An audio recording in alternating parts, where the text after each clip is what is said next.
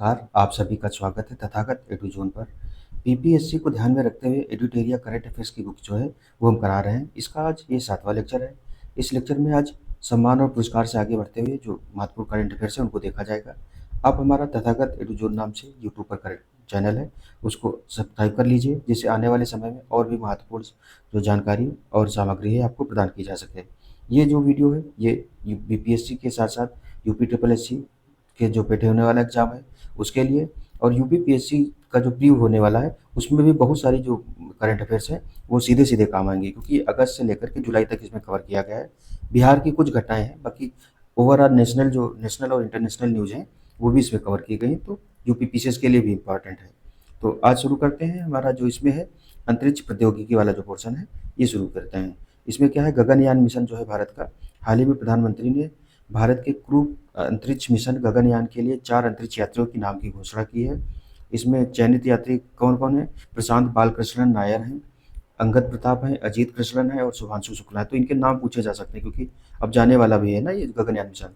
ये सभी भारतीय वायुसेना से में विंग कमांडर या ग्रुप कैप्टन के पद पर आसीन हैं। फिर गगनयान मिशन क्या है? तो गगनयान मिशन में मानव युक्त और मानव रहित दोनों मिशन शामिल हैं। मानव रहित वाला हो चुका है और मानव युक्त वाला अब किया जाएगा। गगनयान कार्यक्रम में अल्पावधि में निम्न पृथ्वी कक्षा जो लो अर्थ ऑर्बिट है वो अंतरिक्ष की, उसमें में मानव अंतरिक्ष उड़ान के प्रदर्शन की परिकल्पना की गई है, और यह लंबे समय में एक निरंतर भारतीय मानव अंतरिक्ष अन्वेषण कार्यक्रम की नींव रखेगा। इसी के भाग के रूप में 2035 तक जो भारत का स्पेस स्टेशन है उसको भी एस्टेब्लिश करने की जो परिकल्पना की गई है। तो गगनयान कार्यक्रम की कुल लागत लगभग 9,023 करोड़ रुपए है। पहला मानव रहित अंतरिक्ष गगनयान 1 मिशन अंतिम मिशन के लिए प्रौद्योगिकी की तैयारी की जांच करने के लिए एक परीक्षण उड़ान 2024 के अंत तक शुरू करने वाली है। तो 2024 में ये हो चुकी है। गगनयान के सभी मिशनों के लिए इसरो अपने LVM-3 रॉकेट का उपयोग करेगा। इस मिशन का उद्देश्य जो है पर्यावरण नियंत्रण और जीवन समर्थन प्रणाली के बिना क्रू मॉड्यूल की विशेषता वाली प्रौद्योगिकी तत्परता का आकलन करना है। फिर चंद्रयान जो 3 हुआ था, इसमें हुआ नहीं था, होने वाला है। तो चंद्रयान 3 भारत का एक महत्वाकांक्षी चंद्र मिशन है, जिसका उद्देश्य चंद्रमा की संरचना को बेहतर ढंग से समझने और उसके विज्ञान को अभ्यास में लाने की चंद्रमा की सतह पर उपलब्ध रासायनिक और प्राकृतिक तत्वों, मिट्टी, पानी आदि पर वैज्ञानिक प्रयोग करना है। तो ये जो चंद्रयान थी जो 3 था, ये 2023 में भेजा गया था।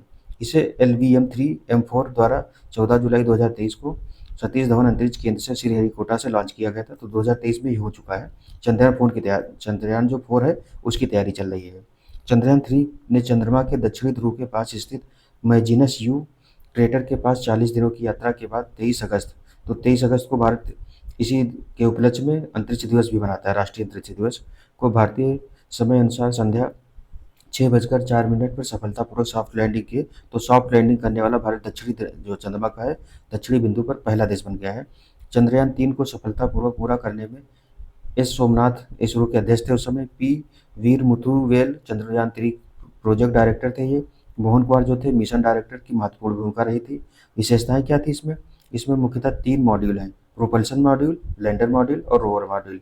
तो जो चंद्रयान 2 था उसमें रोवर और लैंडर दोनों ही विज्ञान और जो गए थे। तो प्रोपल्शन मॉड्यूल क्या, या लैंडर और रोवर को चंद्र कक्षा से 100 किलोमीटर तक ले जाएगा। साथ ही इसमें एक विशेष यंत्र सेप स्पेक्ट्रोपोलैरियोमीटर ऑफ हैबिटेबल प्लेनेटरी अर्थ लगा है, जो चंद्र कक्षा से पृथ्वी का ध्रुवीय माप के साथ साथ महत्वपूर्ण अध्ययन करेगा। फिर चंद्रयान 3 के लैंडर का नाम विक्रम रखा गया था और रोवर का नाम जो था प्रज्ञान रखा गया था।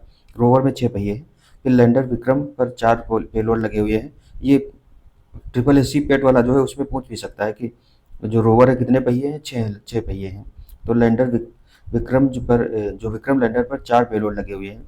ये रंभा है RAMBH करके, फिर चेस्ट ई है, उसके बाद में इल्सा है और LRA है। इनका फुल फॉर्म भी पूछा गया है इस एग्जाम में। प्रज्ञान जो रोवर है, प्रज्ञान रोवर पर 2 payload laser induced breakdown spectroscope LIBS जो है और alpha particle X-ray spectrometer APX जो APXS लगे हैं, जिनका उद्देश्य क्या है? लैंडिंग स्थल के आसपास मौलिक संरचना प्राप्त करना है। रोवर प्रज्ञान लैंडर विक्रम के साथ कम्युनिकेशन करेगा और डेटा इकट्ठा करेगा। चंद्रयान 3 मिशन के दौरान रोवर के टायरों ने चंद्रमा की सतह पर भारत का राष्ट्रीय चिन्ह अशोक स्तंभ का निशान बनाया है। चंद्रयान-3 ने चंद्रमा के सतह पर एक चंद्र दिवस मतलब 14 पृथ्वी दिवस तक काम किया है। अन्य बिंदु क्या है तो भारत चंद्रमा के दक्षिणी ध्रुव पर पहुंचने वाला दुनिया का पहला देश बन गया है। अमेरिका, रूस और चीन के बाद भारत चंद्रमा पर सॉफ्ट लैंडिंग हासिल करने वाला चौथा देश बन गया है। देखो, सॉफ्ट लैंडिंग करने वाला चौथा वो देश बना है, लेकिन दक्षिणी ध्रुव पर जो लैंडिंग करने वाला ये पहला देश बना है। प्रधानमंत्री नरेंद्र मोदी ने घोषणा की कि चंद्रमा पर जिस जगह विक्रम लैंडर उतरा उसे शिव शक्ति नाम पॉइंट दिया जाएगा। तो जो विक्रम लैंडर जहाँ पर उतरा है उसको, उस बिंदु को शिव शक्ति पॉइंट के नाम से कहा जाएगा। जहाँ चंद्रयान-2 के पदचिह्न पड़े थे उस स्थान को तिरंगा पॉइंट के नाम से जाना जाएगा। प्रधानमंत्री नरेंद्र मोदी ने घोषणा की कि हर साल 23 अगस्त को नेशनल स्पेस डे के तौर पर मनाया जाएगा। 23 अगस्त को चंद्रयान-3 की चंद्रमा पर सफल लैंडिंग हुई थी। फिर चंद्रयान मिशन 1 जो है ये 22 अक्टूबर 2008 को रॉकेट गया था, तो पीएसएलवी एक्सएल C11 द्वारा सफलतापूर्वक लॉन्च किया गया था। फिर चंद्रयान मिशन 2 जो है ये 22 जुलाई 2019 को जीएसएलवी MK3 द्वारा लॉन्च किया गया था, जिसके अंतर्गत एक ऑर्बिटर ने सफलतापूर्वक चंद्रमा की कक्षा में प्रवेश किया, किंतु लैंडर विक्रम सुरक्षित लैंडिंग करने में विफल रहा था। तो ये 2019 में हुआ था। उसके बाद आदित्य जो L1 मिशन है, आदित्य L1 सूर्य के व्यापक अध्ययन के लिए समर्पित एक उपग्रह है, जिसके प्रोजेक्ट डायरेक्टर निगर शाहजी हैं। तो निगर शाहजी जो इसके प्रोजेक्ट डायरेक्टर हैं। मिशन डायरेक्टर बीजू एसआर हैं। संस्कृत में आदित्य का अर्थ सूर्य है। यहाँ L1 जो है सूर्य पृथ्वी प्रणाली के लैग्रेंज पॉइंट 1 को संदर्भित करता है।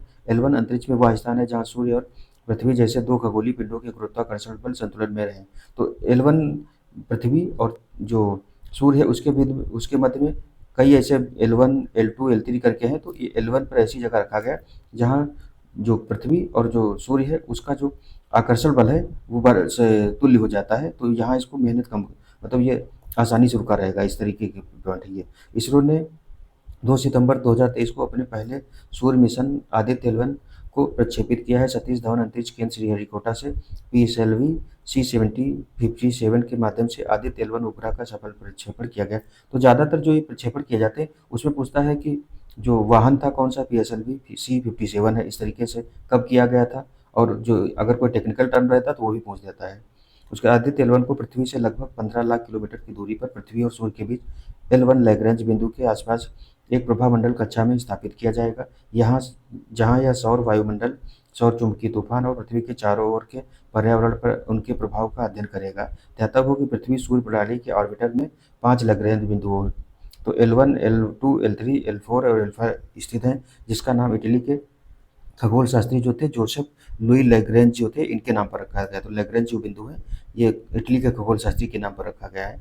आदित्य L1 में 7 अलग-अलग पेलोड लगे हैं जो सूर्य का विस्तृत अध्ययन करेगा, जिसमें 4 पेलोड उपकरण सूर्य से प्रकाश का निरीक्षण करेंगे, शेष 3 प्लाज्मा और चुंबकीय क्षेत्र के स्थानीय मापदंडों को मापेंगे। आगे देखेंगे तो वर्ष 2024-25 में इसरो द्वारा किए गए महत्वपूर्ण जो मिशन है उनका दिया गया है डाटा। तो इसमें तो EOS जो है, पहले जो इसरो द्वारा उपग्रह लॉन्च किए जाते थे उनका अलग वे कार्य विशेष के नाम पर होता था। अभी जो नाम कर दिया गया है अर्थ ऑब्जर्वेशन सैटेलाइट कर दिया गया है, और जो उनका नाम है वह चेंज कर दिया गया, मतलब पहले की जो प्रणाली थी उस प्रणाली से हट करके नए तरीके से नाम रखने का कार्य किया गया है। तो पहला है अर्थ ऑब्जर्वेशन सैटेलाइट 09, ये 18 मई 2025 को भेजा गया है। पीएसएलवी C61 द्वारा भेजा गया। इसके तीसरे चरण में तकनीकी समस्या आ जाने के कारण मिशन जो है पूरा नहीं हो पाया था। फिर ये जब मिशन पूरा नहीं हो पाया था तो इसमें कहा गया था कि चाइना का तो हाथ नहीं है, इस वजह से NVS-2 जो है ये 29 जनवरी 2025 को भेजा गया GSLV F15 द्वारा। यह इसरो का 100वां मिशन था, तो NVS-2 करके था।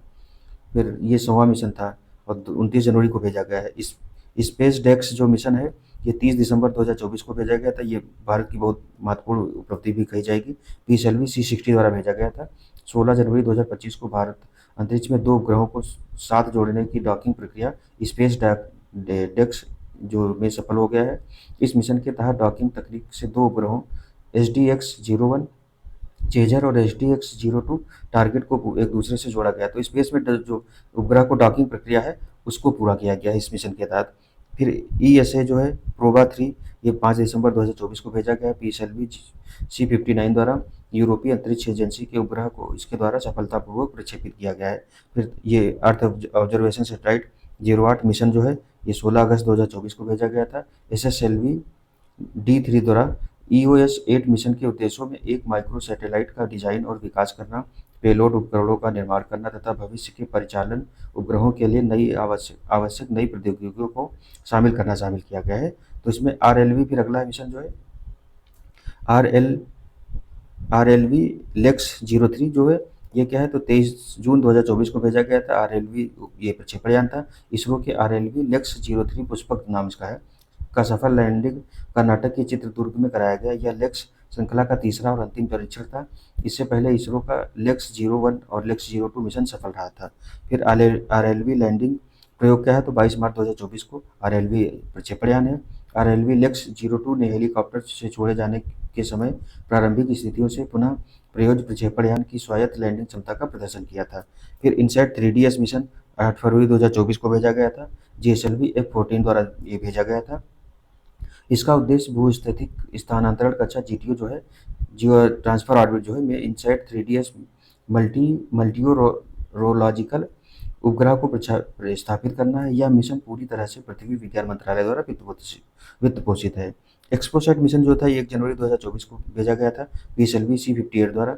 इसरो ने PSLV C-58 के माध्यम से ब्लैक होल्स और न्यूट्रॉन स्टार्स के बारे में जानकारी एकत्र करने के उद्देश्य से एक्स-रे पोलरीमीटर उपग्रह यानी एक्सपोसैट जो है उपग्रह को श्रीहरिकोटा से सफलतापूर्वक लॉन्च किया था। फिर आगे देखें तो इसरो के जो आगामी मिशन है ये कौन कौन से हैं। इसमें पहला है भारतीय अंतरिक्ष स्टेशन की स्थापना कब की, 2028 से लेकर 35 के मध्य की जाएगी। एक नियोजित स्टेशन जिसका वजन 20 टन होगा और जो पृथ्वी से लगभग 400 किलोमीटर ऊपर अपनी कक्षा में रहेगा, जहां अंतरिक्ष यात्री 15 से 20 दिनों तक रह सकेंगे। चंद्रयान-4 जो है 2028 तक भेजा जाएगा। चंद्रयान श्रृंखला के चौथे चरण में कई मॉड्यूल शामिल हैं। इसका जो लक्ष्य चंद्रमा से नमूने विभिन्न तत्व को लेकर पृथ्वी तक लाना है। उसके बाद गगनयान-2 जो है ये 2025 में जाएगा। तो यह मानव रहित अंतरिक्ष उड़ान परीक्षण है। उसका निसार जो मिशन है 2025 में नासा इसरो ये भेज दिया गया है। NASA ISRO synthetic aperture radar NASA और इसरो के बीच एक संयुक्त परियोजना है। गगनयान-3 जो है ये 2027 में भेजा जाएगा। 3 सदस्यों के चालक दल को 3 दिनों के मिशन के लिए 400 किलोमीटर की कक्षा में भेजा जाएगा। शुक्रयान प्रथम जो है 2028 में भेजा जाएगा। शुक्र ग्रह के अध्ययन के लिए ऑर्बिटर भेजा जाएगा।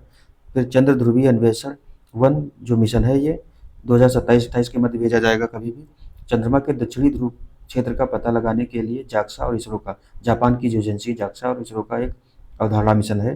फिर मंगलयान-2 जो है 2026 तक ये भेजा जाएगा। मंगल ग्रह के अध्ययन के लिए एक ऑर्बिटर लैंडर और रोवर भेजा जाएगा। जैसे चंद्रयान-3 जो था उस तरीके से ये भी काम करेगा। नोट क्या है, चंद्रमा पर मनुष्य को भेजने का लक्ष्य इसरो ने वर्ष 2040 तक रखा है। तो चंद्रमा पर भारत भी अपने अंतरिक्ष यात्रियों को भेजने की योजना बना रहा है 2040 तक। फिर अगला दिया गया है नवीनतम पर्यावरण एवं पारिस्थितिकी जो है उससे रिलेटेड जो करंट अफेयर्स हैं तो वो दिया गया है। ये इंपॉर्टेंट है। ये सारे अभी लगभग 2 साल तक यही इंपॉर्टेंट रहेगी, क्योंकि अगली जो रिपोर्ट आएगी वो 2 साल बाद आती है। तो 18वीं भारत वन स्थिति रिपोर्ट 2023 ये 2024 में जारी की गई थी। लास्ट दिसंबर 2024 में भारत वन स्थिति रिपोर्ट ISFR भारत सरकार के पर्यावरण, वन और जलवायु परिवर्तन मंत्रालय के तहत भारतीय वन सर्वेक्षण जो है फॉरेस्ट सर्वे ऑफ इंडिया द्वारा प्रति 2 वर्षों के पर प्रकाशित की जाती है। सर्वप्रथम यह 1987 में प्रकाशित किया गया था। ISFR 2023 रिपोर्ट इस श्रृंखला की 18वीं रिपोर्ट है। इसे 21 दिसंबर 2024 को पर्यावरण, वन एवं जलवायु परिवर्तन मंत्री जो हैं श्री भूपेंद्र यादव द्वारा विमोचन किया गया है। राष्ट्रीय वन नीति 1988 में आई थी के अनुसार देश के कुल भूभाग का 33% भाग जो है वन क्षेत्र होना चाहिए, जो वर्तमान में कितना है तो 21.76% है। यहाँ केवल 19 राज्यों केंद्र शासित प्रदेशों के पास 33% से अधिक वन क्षेत्र हैं। तो इसमें खाली वन क्षेत्र की बात की गई है। वन क्षेत्र प्लस वृक्ष क्षेत्र जो है वो मिलाकर के बढ़ गया है। आगे दिया गया है इसमें भारत में वन आवरण कितना है, तो भारत वन स्थिति रिपोर्ट 2023 के अनुसार भारत का वन आवरण जो है 7,15,343 वर्ग किलोमीटर है, जो कुल भौगोलिक क्षेत्र का 21.76% है। ये अलग अलग भी पूछ देता है डाटा। तो जो वन आवरण है भारत का 21.76% है। 2021 की रिपोर्ट की तुलना में वन आवरण में 156 वर्ग किलोमीटर की वृद्धि हुई है। भारत में वृक्ष आवरण कितना है, तो इस रिपोर्ट के अनुसार भारत में कुल वृक्ष आवरण जो है 1,12,014 वर्ग किलोमीटर है, जो कुल भौगोलिक क्षेत्र का कितना 3.41% है। तो जो वन आवरण है वो 21.76% है, वृक्ष आवरण जो है 3.41% है। फिर 2021 की रिपोर्ट की तुलना में वृक्षावरण में 1289 वर्ग किलोमीटर की वृद्धि हुई है। भारत में वन एवं वृक्ष आवरण के संपूर्ण आंकड़े दिए गए हैं। तो वन आवरण कितना है 7,15,343 वर्ग किलोमीटर, जो कि प्रतिशत में देखें तो 21.76% है, वृद्धि 156 वर्ग किलोमीटर की हुई है। वृक्षावरण जो है 1,12,014 वर्ग किलोमीटर है, प्रतिशत के रूप में 3.41% है, इसमें 1279 वर्ग किलोमीटर की वृद्धि हुई है। कुल है 8,27,357 वर्ग किलोमीटर, ये भी पूछा जा सकता है। जो प्रतिशत के रूप में देखें तो 25.17%, ज़्यादातर यही पूछा जाता है। जो टोटल वृद्धि हुई है दोनों को मिलाकर के 1445 वर्ग किलोमीटर की वृद्धि हुई है। फिर है क्षेत्रफल के अनुसार सर्वाधिक वन आवरण वाले राज्य हैं, और इसमें पहले नंबर पर मध्य प्रदेश ही हुई है 77,073 वर्ग किलोमीटर। दूसरे नंबर पर अरुणाचल प्रदेश है 65,882 वर्ग किलोमीटर। तीसरे नंबर पर छत्तीसगढ़ है 55,812 वर्ग किलोमीटर। उसके बाद में क्षेत्रफल के अनुसार सबसे कम वन आवरण वाले राज्य कौन कौन से हैं, तो हरियाणा में सबसे कम है 1614 वर्ग किलोमीटर ही है। पंजाब में 1846 वर्ग किलोमीटर है। गोवा में जो है 2266 वर्ग किलोमीटर है। नोट क्या दिया है, तो सर्वाधिक वन एवं वृक्ष आवरण वाले क्रमशः 3 राज्य मध्य प्रदेश, अरुणाचल प्रदेश और छत्तीसगढ़ हैं। उसके बाद जो आगे दिया गया है कि सर्वाधिक वन आवरण में वृद्धि करने वाले राज्य जो हैं, तो वृद्धि किसमें हुई, मिजोरम में 242 वर्ग किलोमीटर की वृद्धि हुई, गुजरात में 180 वर्ग किलोमीटर की वृद्धि हुई, उड़ीसा में 152 वर्ग किलोमीटर की वृद्धि हुई है। फिर कह रहा है कि सर्वाधिक वन आवरण में नुकसान करने वाले यानी कि कमी किन किन राज्यों में हुई है, तो मध्य प्रदेश में सबसे ज़्यादा 371 वर्ग किलोमीटर की कमी हुई है। दूसरे नंबर पर आंध्र प्रदेश है 139 वर्ग किलोमीटर की कमी हुई है। तेलंगाना तीसरे पर है 100 वर्ग किलोमीटर की इसमें कमी हुई है। तो नोट वन एवं वृक्ष आवरण में सर्वाधिक वृद्धि करने वाले 3 राज्य क्रमशः कौन, छत्तीसगढ़, उत्तर प्रदेश और उड़ीसा है। तो सबसे ज़्यादा जो वृद्धि की है, मतलब ये वन का ही खाली दिया है, अगर वन और वृक्ष दोनों मिला करके देखेंगे तो ये डाटा नीचे वाला जो हो जाएगा, छत्तीसगढ़, उत्तर प्रदेश और उड़ीसा है।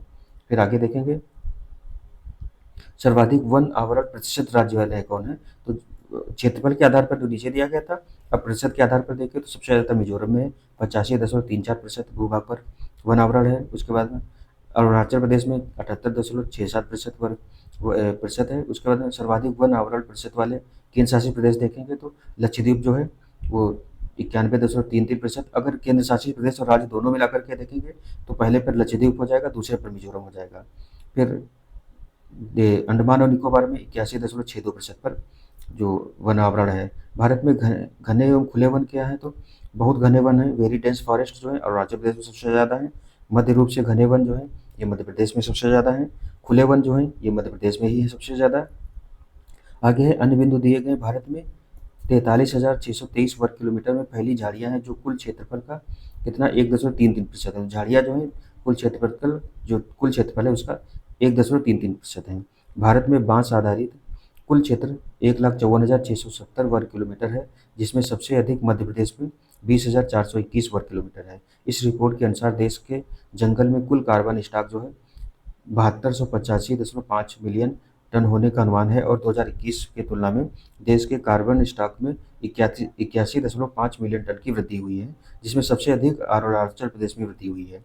फिर भारत वन आवरण के मामले में दुनिया में 10वें स्थान पर है, तो वन आवरण के मामले में भारत विश्व में 10वें स्थान पर है, जबकि रूस का जो है पहला स्थान है। पश्चिमी घाट पारिस्थितिकी संवेदनशील क्षेत्र के अंतर्गत सभी जिलों में वन आवरण 44,044 वर्ग किलोमीटर के अनुमानित किया गया है। देश के पहाड़ी जिलों में वन क्षेत्र जो है 2,83,713 वर्ग किलोमीटर है, तो पहाड़ी जिलों में टोटल इतना दिया गया है। अब मैंग्रोव वनस्पति उससे रिलेटेड आंकड़े देख लेते हैं, तो वन स्थिति रिपोर्ट 2023 के अनुसार इसमें जो आंकड़े दिए गए हैं, इसमें पहला है देश में कुल मैंग्रोव या कच्छ वन 4991.68 वर्ग किलोमीटर है, जो देश के कुल भौगोलिक क्षेत्रफल का 0.15% है। तो ये दोनों डाटा इंपॉर्टेंट है। भारत में मैंग्रोव या कच्छ क्षेत्र वाले कुल 12 राज्य या केंद्र शासित प्रदेश हैं। 2021 की तुलना में मैंग्रोव के क्षेत्रफल में 7.43 वर्ग किलोमीटर की कमी हुई है, तो इसमें कमी हुई है। सर्वाधिक मैंग्रोव वृद्धि वाले राज्य या केंद्र शासित प्रदेश कौन कौन है, प्रथम स्थान पर पश्चिम बंगाल है, इसमें कितना 2119 वर्ग किलोमीटर है क्षेत्र है। उसके बाद में द्वितीय स्थान पर गुजरात है, 1164 वर्ग किलोमीटर मैंग्रोव क्षेत्र है। तृतीय स्थान पर अंडमान और निकोबार द्वीप समूह है, इसमें 608 वर्ग किलोमीटर मैंग्रोव क्षेत्र है। फिर रैंक के हिसाब से देखें तो प्रथम स्थान पर आंध्र प्रदेश है, इसमें 13 दशमलव कितना है, तो 13.1001 वर्ग किलोमीटर की वृद्धि हुई है। द्वितीय स्थान पर महाराष्ट्र है, इसमें 12.39 वर्ग किलोमीटर की वृद्धि हुई। तृतीय स्थान पर कर्नाटक में वृद्धि हुई है, तो 2.54 वर्ग किलोमीटर की वृद्धि हुई। तो ये वृद्धि वाले राज्य दिखाया रहा है। उसके बाद में सबसे ज़्यादा जो क्षेत्र है तो पश्चिम बंगाल में मैंग्रोव क्षेत्र, दूसरे स्थान पर देखेंगे तो गुजरात है, तीसरे स्थान पर अंडमान और निकोबार द्वीप समूह है।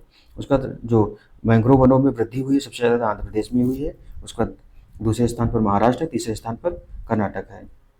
आगे बिंदु देखेंगे तो भारत में कुल 91 रामसर स्थल हैं, इनके नाम दिए गए हैं। तो देखते हैं, आर्द्रभूमि संरक्षण हेतु वर्ष 1971 में ईरान के रामसर शहर में सम्मेलन हुआ और इसके समझौते 1975 से प्रभावी हुए हैं।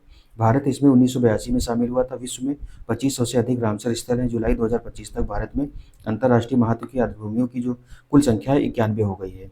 भारत के कुल 91 रामसर स्थल आर्द्रभूमि जो है ये कितना है, 13,58,068 हेक्टेयर क्षेत्र को कवर करते हैं। वर्ष 2024-25 में रामसर समय में शामिल भारत की आर्द्रभूमियाँ कौन कौन सी हैं, तो वो दी गई हैं। इसमें जो पहली है आर्द्रभूमि दी गई, अधिसूचित वर्ष दिया गया और राज्य दिया गया है। तो खींचन वेटलैंड साइट जो है 91वीं ये नई बनी है सबसे, तो 2025 में राजस्थान में है। ये 2024-25 वाली दी गई, टोटल 91 है, उसमें से 2024-25 में जो जुड़ी उनका नाम दिया गया है। मेनार वेटलैंड कॉम्प्लेक्स जो है 2025 में राजस्थान में ये भी है। उधवा झील 2025 में झारखंड में है। खेचो पल्लरी आर्द्रभूमि 2025 सिक्किम में है। थरथगल पक्षी अभयारण्य जो है 2025 में तमिलनाडु में। सबसे ज़्यादा इस समय जो है तमिलनाडु में ही है जो आर्द्रभूमियाँ हैं। फिर शक्कर कोट्टई पक्षी अभयारण्य 2025 तमिलनाडु में ही है। नंजरायन पक्षी अभयारण्य 2024 में शामिल हुआ था, तमिलनाडु में है। काजू वैली पक्षी अभयारण्य 2024 में तमिलनाडु में है। तवा जलाशय जो है 2024 में शामिल हुआ था, मध्य प्रदेश में है। नागी पक्षी अभयारण्य 2024 में जमुई बिहार में। नकटी पक्षी अभयारण्य 2024 में जमुई बिहार में, तो बिहार के 2 शामिल हुए थे पिछले साल। फिर मगधी केरे संरक्षण रिजर्व जो है ये 2024 में शामिल हुआ था, कर्नाटक में है। अंक समुद्र पक्षी संरक्षण रिजर्व जो है 2024 में कर्नाटक में है। ये अघनाशिनी मुहाना संरक्षण रिजर्व 2024 में कर्नाटक में ये भी है। कराई वेट्टी पक्षी अभयारण्य 2024 में तमिलनाडु में है। लॉन्गवुड सोलर रिजर्व वन जो है ये 2024 में शामिल हुए थे, ये भी तमिलनाडु में है। आगे देखें तो एशिया में सबसे अधिक भारत के पास 91 रामसर साइट हैं और एवं वैश्विक स्तर पर तीसरे स्थान पर है। तो भारत जो है एशिया में सबसे ज़्यादा है और वैश्विक स्तर पर तीसरे स्थान पर है। भारत में सर्वाधिक रामसर स्थल तमिलनाडु में 20 हैं, दूसरे स्थान पर उत्तर प्रदेश के 10 हैं। रामसर सूची में शामिल होने वाले 1974 में प्रथम स्थल ऑस्ट्रेलिया का कोबोर्ग प्रायद्वीप था। भारत के पहले रामसर स्थल के रूप में आर्द्रभूमि जो है चिल्का झील जो है उड़ीसा में ये शामिल हुई थी। भारत का सबसे बड़ा आर्द्रभूमि स्थल जो है ये सुंदरवन वेटलैंड है पश्चिम बंगाल में। इसका जो क्षेत्रफल है कितना 2549.44 वर्ग किलोमीटर क्षेत्र है। 96.76% क्षेत्र जो है आर्द्रभूमि है इसका। भारत का सबसे छोटा आर्द्रभूमि स्थल कौन सा है, रेणुका वेटलैंड हिमाचल प्रदेश में है। भारत का पहला कृत्रिम आर्द्रभूमि स्थल हरके बैराज जो है।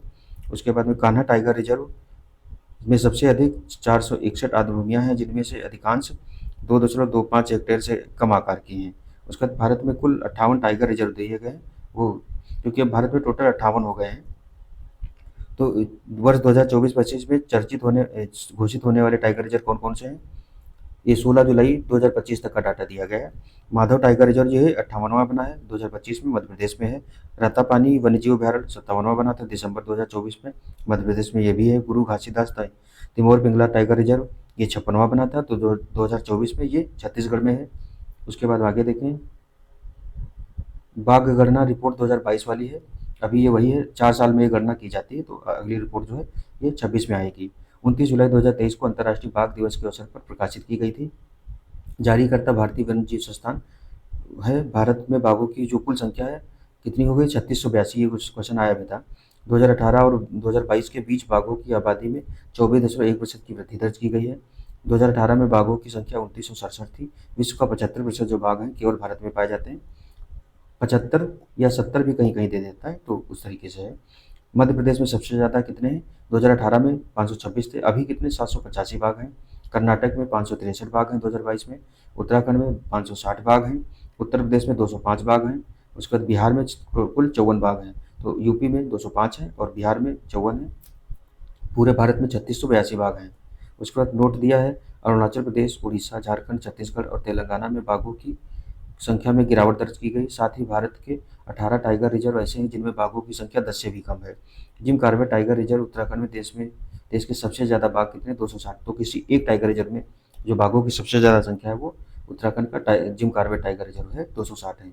तेंदुओं की स्थिति रिपोर्ट 2022 में आई थी, 2024 तक के इसमें आंकड़े दिए गए हैं। फरवरी 2024 में पर्यावरण, वन और जलवायु परिवर्तन मंत्रालय ने नई दिल्ली में भारत में तेंदुओं की स्थिति 2022 पर रिपोर्ट जारी की है।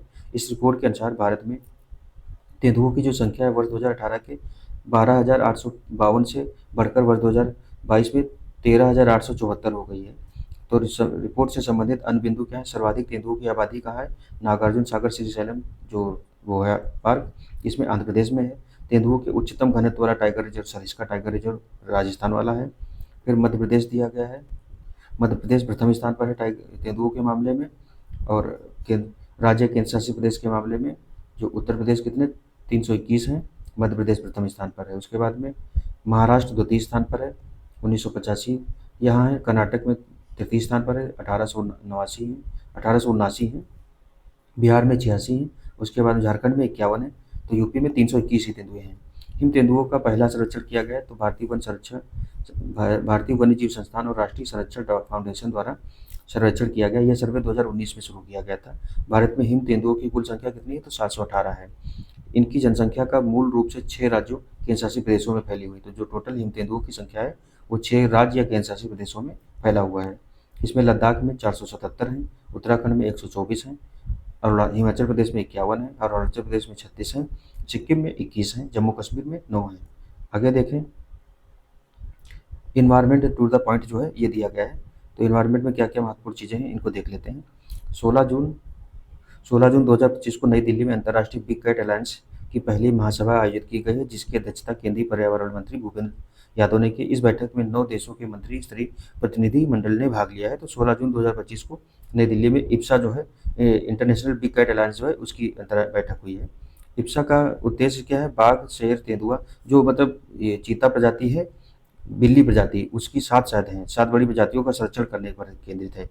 तो बाघ, शेर, तेंदुआ, हिम तेंदुआ, प्यूमा, जगुआर और चीता जैसे बिल्ली की 7 बड़ी प्रजातियों का संरक्षण करना है। प्रोजेक्ट टाइगर के 50वीं वर्षगांठ पर इसे भारतीय प्रधानमंत्री द्वारा लॉन्च किया गया था, जिसका मुख्यालय भारत में ही है। तो इप्सा जो है इंटरनेशनल बिग कैट अलायंस का मुख्यालय भारत में है। हरियाणा सरकार ने अरावली पहाड़ियों में एशिया की सबसे बड़ी जंगल सफारी बनाने की घोषणा की है। इस पर काफ़ी विवाद भी चल रहा है कि जो काम होना था वो सही से नहीं हो रहा है, इस वजह से। विश्व ऊर्जा रिपोर्ट के अनुसार भारत 2024 में दुनिया का चौथा सबसे बड़ा जैव ईंधन उपयोगकर्ता देश बन गया है। तो जैव ईंधन जो उपयोगकर्ता देश जो है भारत चौथे नंबर पर है। फिर 8 जुलाई 2025 को भारत मध्य प्रदेश के पन्ना टाइगर रिजर्व में एशिया की सबसे उम्रदराज जीवित हथिनी वत्सला नाम था का निधन हो गया, जिसकी आयु 100 वर्ष से अधिक थी। देश में एशियाई शेरों की आबादी 32% बढ़कर के कुल 891 हो गई है। उसके बाद में पिछले 5 वर्षों में 217 शेर बढ़े हैं। 2020 में 674 थे, 891 अब हो गए हैं। केंद्र सरकार द्वारा एशियाई शेरों की आबादी को संरक्षण प्रदान करने के लिए प्रोजेक्ट लायन शुरू को मंजूरी दी गई है। भारत अंतर्राष्ट्रीय जैव विविधता दिवस पर्यावरण मंत्रालय के तत्वावधान में उदयपुर में आयोजित किया गया। तो जो अंतर्राष्ट्रीय जैव विविधता दिवस है वो उदयपुर में आयोजित किया गया था। भारतीय तटरक्षक बल ने उड़ीसा के गहीर माथा तट पर ऑलिव रिडले कछुओं के रेस्क्यू हेतु ऑपरेशन जो ओलिविया है, ये कौन भारतीय तटरक्षक बल द्वारा जो उड़ीसा तट है वहाँ चलाया जाता है, क्योंकि उड़ीसा तट पर ये कछुए जो हैं ये प्रजनन करने आते हैं, इसीलिए। भारत की अक्षय ऊर्जा क्षमता जो है 220.10 गीगावाट वित्त वर्ष 2024-25 में ऐतिहासिक वृद्धि हुई है।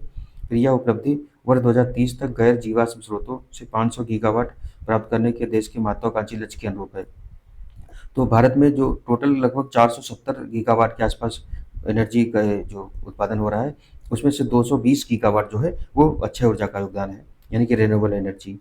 कुल नवीकरणीय ऊर्जा क्षमता जो है 220 गीगावाट है। उसके बाद में कुल सौर ऊर्जा क्षमता जो है 106 गीगावाट है। कुल पवन ऊर्जा क्षमता जो है 50 गीगावाट है। नवीकरणीय ऊर्जा में राजस्थान प्रथम स्थान पर है। उसके बाद क्रमशः गुजरात है, तमिलनाडु और कर्नाटक का स्थान है। नवीकरणीय ऊर्जा में भारत का स्थान चौथा है, जहाँ सौर ऊर्जा में भारत का स्थान तीसरा है, पवन ऊर्जा में चौथा स्थान है। तो दिल्ली सरकार द्वारा पर्यावरण संरक्षण के उद्देश्य से 2 लाख छात्रों को इको योद्धा के रूप में तैयार किया जा रहा है, दिल्ली सरकार कर रही है। इस अभियान का उद्देश्य जो है स्कूल एवं कॉलेज के छात्रों को पर्यावरण संरक्षण के प्रति जागरूक करना है। केंद्र शासित प्रदेश दादर और नगर हवेली तथा दमन और दीव जिला जो है देश का पहला ऐसा जिला बन गया है जो अपनी बिजली की मांग पूरी तरह से सौर ऊर्जा से पूरी करता है। तो दीव जिला जो है भारत का पहला ऐसा जिला बना है जो अपनी पूरी मांग जो है रिन्यूएबल एनर्जी यानी कि सौर ऊर्जा से पूरी करता है। फिर भारत ने मध्य प्रदेश और राजस्थान को जोड़ने वाला अपना पहला अंतर्राज्यीय चीता गलियारा शुरू किया। तो कहाँ शुरू किया गया है? राजस्थान और मध्य प्रदेश के बीच शुरू किया गया है। दोनों राज्यों में 17,000 वर्ग किलोमीटर में फैला एक वन्यजीव गलियारा विकसित किया जाएगा, जिससे चीतों को संरक्षित और जुड़े हुए आवास में स्वतंत्र रूप से विचरण करने की सुविधा मिलेगी। उत्तर प्रदेश सरकार ने भारतीय रेलवे के सहयोग से भारत की पहली विस्टाडोम जंगल सफारी जो है ट्रेन शुरू की। यह Uttar Pradesh eco tourism board द्वारा शुरू की गई एक गंतव्य 3 वन योजना का हिस्सा है। तो विस्टाडोम जंगल सफारी जो है ये बहराइच वाला जो जिला है वहाँ दुधवा टाइगर रिजर्व है, करतनिया घाट दुधवा टाइगर रिजर्व और पीलीभीत वगैरह जो वाला है उस वाले जो क्षेत्र है उसको जोड़ने के लिए काम करेगी। इसका उद्देश्य क्या है तो ये दिया गया है इसमें, दुधवा टाइगर रिजर्व, करतनिया घाट और किशनपुर वन जीव अभयारण्य जो है को संयुक्त पर्यटन स्थल के रूप में लाना है। देश का पहला waste to wildlife park Noida jungle trail Noida के में बनाया जा रहा है। यह पार्क 30 एकड़ में फैला है और इसे पब्लिक प्राइवेट पार्टनरशिप मॉडल पर विकसित किया जा रहा है। तो देश का जो पहला waste to wildlife park है नोएडा में बनाया जा रहा है। फिर दुनिया का पहला वाणिज्यिक स्तर का ई मिथेनॉल संयंत्र जो है डेनमार्क में शुरू किया हुआ है। यह नवीकरणीय ऊर्जा और संचित कार्बन डाइऑक्साइड से प्राप्त एक स्थायी ईंधन है। ऑस्ट्रेलिया की निंगलू रीफ पर भीषण प्रवाल विरंजन हो रहा है। तो ऑस्ट्रेलिया में सबसे ज़्यादा जो ग्रेट बैरियर रीफ ऑस्ट्रेलिया में पाई जाती है वहीं पर ज़्यादा ये प्रवाल विरंजन हो रहा है, तो वहाँ का दिया गया है। फिर हाल ही में 119वें मन की बात कार्यक्रम में प्रधानमंत्री ने बाघ संरक्षण हेतु कौन सी सोलिंगा जनजाति के योगदान की सहायता की है। तो यह जनजाति अभी इंपॉर्टेंट हो जाती है। सोलिंगा जनजाति कहाँ पाई जाती है, कर्नाटक के बिलगिरी रंगनाथ स्वामी मंदिर बाघ अभयारण्य में पाई जाती है। एडॉप्ट हेरिटेज 2.0 प्रोग्राम कार्यक्रम के तहत बिसलेरी कंपनी ने ऐतिहासिक जल निकायों को पुनर्स्थापित करने हेतु भारतीय पुरातत्व सर्वेक्षण के साथ समझौता किया है। तो जो जल निकाय हैं ऐतिहासिक उनके संरक्षण हेतु किया गया है। कैली फंड को 25 फरवरी 2025 को रोम इटली में लॉन्च किया गया है, जिसका उद्देश्य क्या है तो जैव विविधता संरक्षण के लिए अपने उद्योगों में आनुवंशिक डेटा का उपयोग करने वाले व्यवसायों से वित्तीय योगदान प्राप्त करना। तो कैली फंड जो है ये क्या है तो जैव विविधता संरक्षण हेतु शुरू किया गया है। यह वैश्विक नीति 2030 तक जैव विविधता हानि को रोकने के Kunming Montreal global biodiversity framework लक्ष्य का समर्थन करती है। यह निधि 2024 में कोलंबिया में हुए ऐतिहासिक समझौते के बाद संरक्षण परियोजनाओं, वैज्ञानिक अनुसंधान और स्वदेशी समुदायों की सुरक्षा को वित्त पोषित करेगी। इंदौर और उदयपुर रामसर कन्वेंशन के तहत वेटलैंड सिटी के रूप में मान्यता प्राप्त पहले करने वाले भारतीय शहर बन गए हैं। यह प्रतिष्ठित मान्यता सतत विकास, शहरी और पारिस्थितिकी संरक्षण के प्रति भारत की प्रतिबद्धता को उजागर करती है। अगला है उत्तराखंड के हल्द्वानी में महाभारत वाटिका का निर्माण किया जा रहा है। तो यह महाभारत में वर्णित पौधों की 37 प्रजातियों को लगाया गया है। भारत जैव ईंधन के उत्पादन में तीसरा सबसे बड़ा देश बन गया है। उसके बाद टाटा मोटर्स के द्वारा भारत के पहले हाइड्रोजन से चलने वाले ट्रक का परीक्षण किया गया है, तो टाटा मोटर्स ने किया है। भारत की पहली हाइड्रोजन संचालित, उसके बाद में जो ये टाटा मोटर्स ने ट्रक का किया है और बाइक जो है वो बजाज लेकर के आई है, फ्रीडम 125 करके आई है। भारत की पहली हाइड्रोजन संचालित 1200 हॉर्स पावर की ट्रेन का ट्रायल परीक्षण जो है हरियाणा के जींद से सोनीपत मार्ग पर किया गया है। तो इस तरीके का परीक्षण पूछा जाता है, यूपी में एक बार आया भी था इस तरीके से जो ट्रेन का किया गया था। फिर कोचीन शिपयार्ड द्वारा निर्मित भारत की पहली हाइड्रोजन ईंधन सेल फेरी का उद्घाटन कोच्चि शहर में हुआ है। भारत का पहला फ्रोजन चिड़ियाघर दार्जिलिंग वेस्ट बंगाल के Padmaja Naidu Himalayan zoological park में शुरू किया गया है। केंद्र सरकार ने जम्मू कश्मीर के पुलवामा में स्थित त्राल वन्यजीव अभयारण्य को इको सेंसिटिव जोन के रूप में घोषित किया है। हाल ही में तेलंगाना सरकार ने राज्य के कवाल टाइगर रिजर्व को महाराष्ट्र के में तदोबा अंधेरी टाइगर रिजर्व के से जोड़ने वाले क्षेत्र का क्या है तो कुमराम भीम संरक्षण रिजर्व घोषित किया है, तो तेलंगाना सरकार ने घोषित किया है। यह क्षेत्र कितना 1492.88 वर्ग किलोमीटर में फैला है, जिसमें बाघों के अलावा विभिन्न प्रकार के जानवर एवं 240 से अधिक पक्षियों की प्रजातियां पाई जाती हैं। तो ये इम्पोर्टेंट है। और आगे देख लेते हैं, तमिलनाडु सरकार ने प्रवासी आर्द्रभूमि पक्षियों के संरक्षण के उद्देश्य से रामनाथपुरम जिले के धनुषकोटी में ग्रेटर फ्लेमिंगो अभयारण्य घोषित किया है, तो तमिलनाडु सरकार ने घोषित किया है। फिर पर्यावरण दिवस 2025 के अवसर पर शिमला में आयोजित एक समारोह के दौरान हिमाचल प्रदेश सरकार ने प्लास्टिक प्रदूषण को रोकने के लिए स्कूली छात्रों को स्टील की बोतलें वितरित करने की घोषणा की है। इसका उद्देश्य राज्य को ग्रीन स्टेट बनाना तथा बच्चों में पर्यावरण के प्रति जागरूकता लाना है। उड़ीसा सरकार के द्वारा सिमलीपाल पार्क टाइगर रिजर्व को नेशनल पार्क अधिसूचित कर दिया गया है। तो उड़ीसा सरकार ने इसको नेशनल पार्क बना दिया है। 845.70 वर्ग किलोमीटर करने के बाद यह भारत का 107वां राष्ट्रीय उद्यान बन गया है। भारत की बाघ आबादी जो है 2006 में 1411 से बढ़कर के 2022 में 3682 हो गई है, जो निगरानी वाले क्षेत्रों में लगभग 6% वार्षिक वृद्धि को दर्शाता है। फिर मध्य भारत और पूर्वी घाटों में संख्या 1033 से बढ़कर के 1439 हो गई है। शिवालिक गंगा के मैदानों में 645 से 819 हो गए हैं और सुंदरवन में 88 से बढ़कर के 101 हो गई है। इसके विपरीत पूर्वोत्तर भारत में गिरावट देखी गई है, विशेष रूप से अरुणाचल प्रदेश में 29 से 9 तक, जो 29 से 9 हो गए हैं, तो यहाँ ज़्यादा गिरावट देखी गई। तेलंगाना के मेडक में अगला है, तेलंगाना के मेडक में ICAR कृषि विज्ञान केंद्र द्वारा प्राकृतिक एवं जैविक कृषक सम्मेलन 2024 का आयोजन किया गया। उपराष्ट्रपति ने इस सम्मेलन में मुख्य अतिथि के रूप में भाग लिया था। पर्यावरण, वन और जलवायु परिवर्तन मंत्रालय ने पराली जलाने पर दंड को दोगुना कर दिया है। केरल के अरलम वन्यजीव अभयारण्य को भारत का पहला, तो ये इंपॉर्टेंट हो जाएगा, भारत का पहला तितली अभयारण्य घोषित किया गया। यह अभयारण्य 55 वर्ग किलोमीटर में फैला है, जिसमें 266 से अधिक तितली प्रजातियां पाई जाती है। तो अरलम वन्यजीव अभयारण्य है, भारत का पहला तितली वन्यजीव अभयारण्य है। फिर केंद्र सरकार ने टाइगर रिजर्व के बाहर बाघों की सुरक्षा के लिए टाइगर्स आउटसाइड टाइगर रिजर्व नामक योजना शुरुआत की है। टाइगर आउटसाइड टाइगर रिजर्व शुरुआत की है। यह योजना उन क्षेत्रों पर केंद्रित होगी जहां बाघ टाइगर रिजर्व से बाहर मानव बस्तियों के समीप पाए जाते हैं, जिससे मानव बाघ संघर्ष की घटनाएं सामने आती हैं। अगला पॉइंट है, प्रोजेक्ट एलिफेंट के तहत हाथी के संरक्षण को बढ़ावा देने के लिए पर्यावरण मंत्री भूपेंद्र यादव की अध्यक्षता में देहरादून में संचालन समिति की बैठक आयोजित की गई है। बैठक में हाथियों के संरक्षण और मानव हाथी संघर्ष को लेकर कई निर्णय लिए गए हैं। प्रोजेक्ट एलिफेंट जो है ये 1992 में शुरू किया गया था, तो उसी के तहत ये किया जा रहा है। अगला है पॉइंट, संयुक्त राष्ट्र जलवायु परिवर्तन फ्रेमवर्क कन्वेंशन के अंतर्गत जर्मनी के बान शहर में वार्षिक बान जलवायु परिवर्तन सम्मेलन आयोजित किया गया है। तो जर्मनी के बान शहर में आयोजित किया गया है, जिसका मुख्य उद्देश्य वैश्विक अनुकूलन लक्ष्य तथा जलवायु वित्त पोषण प्राप्त करना है। 25 जून 2025 को पर्यावरण, वन और जलवायु परिवर्तन मंत्रालय के तहत भारतीय संरक्षण सम्मेलन 2025 का आयोजन वन्यजीव संस्थान देहरादून उत्तराखंड में किया गया है। इसमें देश विदेश से 500 से अधिक पर्यावरण शोधकर्ताओं ने पर्यावरण एवं वन जीव संरक्षण पर चर्चा की है।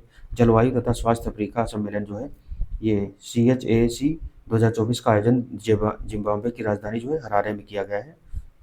अगला है, चर्चा में रहे प्राणहिता वन्यजीव अभयारण्य तेलंगाना में स्थित है। प्राणहिता नदी भी है, वहीं पर ये प्राणहिता वन्यजीव अभयारण्य भी है।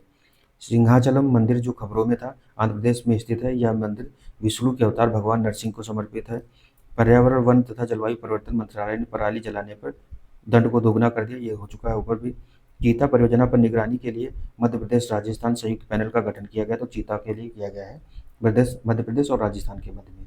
आगे देखें तो हिमाचल प्रदेश के CM जो है सुखविंदर सिंह सुक्खू ने घोषणा की है कि दुर्गेश अरण्य जूलॉजिकल पार्क भारत में भारतीय ग्रीन बिल्डिंग काउंसिल के प्रमाणन प्राप्त करने वाला पहला चिड़ियाघर होगा। तो ये कौन सा है? दुर्गेश अरण्य जूलॉजिकल पार्क हिमाचल प्रदेश में।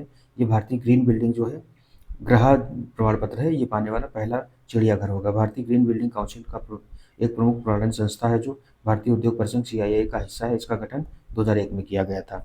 अगला है, कूनो अभयारण्य के बाद अब गांधी सागर अभयारण्य में चीतों को लाने की तैयारी हो रही। तो कूनो में भी लाए गए थे, अब कहाँ गांधी सागर अभयारण्य में भी चीते लाए जाएंगे। अक्टूबर 2024 में भारतीय प्रधानमंत्री नरेंद्र मोदी ने ग्वालियर मध्य प्रदेश के लाल टिपारा गौशाला में बायो CNG संयंत्र वाली भारत की पहली आधुनिक गौशाला का उद्घाटन किया। तो कहाँ किया गया? मध्य प्रदेश के ग्वालियर में लाल टिपारा गौशाला में किया गया है। बायो CNG संयंत्र वाली पहली गौशाला बन गई है। फिर अगला बिंदु है, सितंबर 2024 में राजस्थान के भरतपुर जिले में स्थित केवलादेव राष्ट्रीय उद्यान में टील कार्बन पर भारत का पहला अध्ययन किया गया है। टील कार्बन जो से तात्पर्य गैर ज्वारीय मीठे पानी की आर्द्र भूमियों में संग्रहित कार्बन से है। फिर 5 जून 2024 को विश्व पर्यावरण दिवस के अवसर पर प्रधानमंत्री श्री नरेंद्र मोदी द्वारा नई दिल्ली में एक पेड़ माँ के नाम अभियान का शुभारंभ किया गया। तो एक पेड़ माँ के नाम अभियान जो है 2024 में शुरू किया गया था। फिर 5 जून 2024 को विश्व पर्यावरण दिवस के अवसर पर इलेक्ट्रॉनिक्स और IT मंत्रालय द्वारा स्वदेशी वायु गुणवत्ता निगरानी प्रणाली AQAMS और एयर प्रवाह का ऐप लॉन्च किया गया था। तो एयर प्रवाह जो ऐप है ये विश्व पर्यावरण दिवस के अवसर पर लॉन्च किया गया था कि IT मंत्रालय द्वारा। IQAIMS में real time air quality index monitoring के लिए एयर प्रवाह नामक ऐप है। राजस्थान के जैसलमेर में राष्ट्रीय मरु उद्यान में आयोजित वार्षिक वाटर होल सर्वेक्षण के ग्रेट इंडियन बस्टर्ड पक्षी की कुल गिनती 64 की गई है। भारतीय वन्यजीव संस्थान की हालिया रिपोर्ट के अनुसार गंगा नदी बेसिन में 4000 से अधिक डॉल्फिन पाई गई हैं। तो जो गंगा नदी है यहीं ज़्यादा डॉल्फिन पाई जाती है। गंगा नदी और उसकी सहायक नदियों में पाई जाने वाली डॉल्फिन में सर्वाधिक 2000 से अधिक उत्तर प्रदेश में पाई जाती है। वर्ष 2023 में उत्तर प्रदेश ने गंगा डॉल्फिन राज्य जलीय जीव घोषित किया। तो उत्तर प्रदेश द्वारा राज्य का जलीय जीव घोषित किया गया है डॉल्फिन को। गंगा नदी डॉल्फिन का वैज्ञानिक नाम प्लेटेनिस्टा गंगेटिका है। इसे वर्ष 2010 में राष्ट्रीय जलीय जीव का दर्जा दिया गया। तो 2010 में इसको जलीय जीव का दर्जा दिया गया था। भीषण सूखे तथा गर्मी के कारण सूख जाने वाली लक्ष्मण तीर्थ नदी कर्नाटक में कावेरी की सहायक नदी है। तो लक्ष्मण तीर्थ नदी जो है कावेरी की सहायक नदी कर्नाटक में है। सतलुज जल विद्युत निगम लिमिटेड द्वारा हिमाचल प्रदेश के Nathpa Jhakri hydro power station में भारत के पहले ग्रीन हाइड्रोजन पायलट प्रोजेक्ट का अनावरण किया गया है। कहाँ किया गया है? तो हिमाचल प्रदेश के Nathpa Jhakri hydro power station में किया गया ग्रीन हाइड्रोजन पायलट प्रोजेक्ट का अनावरण किया गया है। फिर सुप्रीम कोर्ट द्वारा कलेसर वन्यजीव अभयारण्य हरियाणा के भीतर 4 प्रस्तावित बांधों के निर्माण पर पर्यावरणीय चिंताओं को के कारण रोक लगा दी गई है। उसका प्रधानमंत्री नरेंद्र मोदी ने गुजरात के मेहसाणा जिले में मारुति सुजुकी की संयंत्र परिसर में भारत में पहली automobile in plant railway siding परियोजना का उद्घाटन किया है। इसका उद्देश्य कार्बन उत्सर्जन तथा जीवाश्म ईंधन की खपत को कम करना है। हाल ही में माओवादी तथा सुरक्षा बलों की बीच हिंसक झड़प के बीच चर्चा में आया क्या है? तो सुनाबेड़ा वन्यजीव अभयारण्य ओडिशा के नुआ पांडा जिले में स्थित है। यह छत्तीसगढ़ के सीता नदी तथा उदंती अभयारण्यों से जुड़ा है। तो सुनाबेड़ा वन्यजीव अभयारण्य जो है उड़ीसा में है। तो इस तरीके से जो पर्यावरण वाला और जो विज्ञान प्रौद्योगिकी वाला था वो वाला करंट अफेयर्स हमने देख लिया है। अब आगे विभिन्न ऑपरेशन दिए गए तो इसको अगले लेक्चर में करेंगे, क्योंकि लेक्चर काफ़ी बड़ा हो जाता है तो फिर देखने में भी दिक्कत होती है। तो आज का लेक्चर हमारा यहीं तक था। आप चैनल को जरूर सब्सक्राइब कर लें। मिलते हैं नेक्स्ट लेक्चर में, तब तक के लिए धन्यवाद। जय हिंद, जय भारत।